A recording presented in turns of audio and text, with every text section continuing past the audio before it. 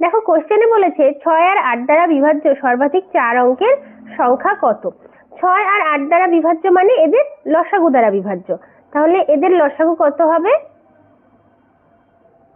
এদের লসাগু হবে 24। তাহলে এই 24কে আমরা কি করব, 4 অঙ্কের যে বৃহত্তম সংখ্যা মানে 9999 ভাগ করব। তাহলে 24 দিয়ে 9999 আমরা ভাগ করি, দেখি কত আসছে। তাহলে প্রথমে কত দিয়ে যাবে? 4 দিয়ে যাবে। তাহলে 4 দিয়ে গেলে এখানে পড়ে থাকলো 96। 4 4 16, 4 2 8 আর 1 9, তাহলে কত আসছে? 39।